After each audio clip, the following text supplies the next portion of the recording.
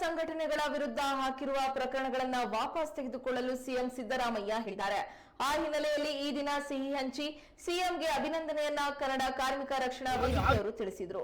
ಶಿವಮೊಗ್ಗ ನಗರದ ಶಿವಪ್ಪ ನಾಯಕ ವೃತ್ತದಲ್ಲಿ ಸಿಹಿ ಹಂಚಿ ಸಂಭ್ರಮ ವ್ಯಕ್ತಪಡಿಸಿದರು. ಸಿಎಂ ಸಿದ್ದರಾಮಯ್ಯ ಪರ ಜಯಘೋಷ ಹಾಕಿದರು.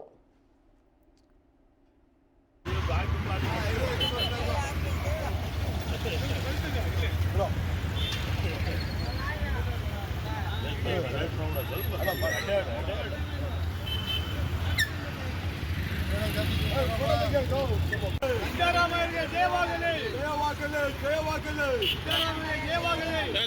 ಕನ್ನಡ ಪರ ಹೋರಾಟಗಾರರ ಮೇಲೆ ಕೇಸನ್ನು ಹಿಂಪಡೆದಿರುವ ಮಾನ್ಯ ಶ್ರೀ ಸನ್ಮಾನ್ಯ ಸಿದ್ದರಾಮಯ್ಯ ಅವರಿಗೆ, ಡಿ.ಕೆ. ಶಿವಕುಮಾರ್ ಅವರಿಗೆ ಜಯವಾಗಲಿ, ಜಯವಾಗಲಿ.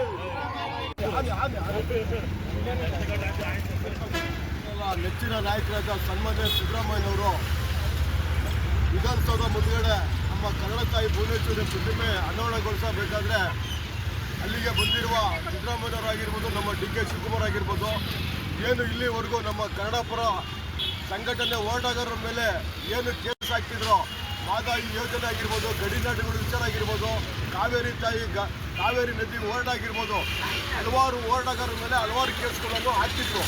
ಆ ಕೇಸನ್ನು ಹಿಂಪಡಿಬೇಕು ಅಂತಂದೇಳಿ ಪಾರ್ಲಿಮೆಂಟಲ್ಲಿ ಸನ್ಮಾನ್ಯ ಸಿದ್ದರಾಮಯ್ಯನವರು ಹೇಳಿದ್ದಕ್ಕೆ ಅವರಿಗೆ ಇವತ್ತು ಅಭಿನಂದನೆ ಮಾಡ್ತಾ ಆ ವಿಚಾರದಲ್ಲಿ ಕನ್ನಡಿಗರಿಗೆಲ್ಲ ಸಿಹಿ ಹಂಚೋ ಕಾರ್ಯಕ್ರಮ ಮಾಡ್ತಾ ಇದ್ದೀವಿ. ದೇವರು ಅವರಿಗೆ ಆರೋಗ್ಯ ಆಯಸ್ಸು ಯಶಸ್ಸು ಕೊಡಲಿ.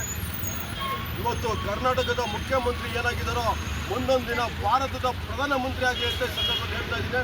ವಾಟಾಳ್ ಮಂಜುನಾಥ್, ಕಾರ್ಮಿಕ ರಕ್ಷಣಾ ವೇದಿಕೆ, ಶಿವಮೊಗ್ಗ. ನೆಚ್ಚಿನ ನಾಯಕರಾದ ಸನ್ಮಾನ್ಯ ಸಿದ್ದರಾಮಯ್ಯನವರು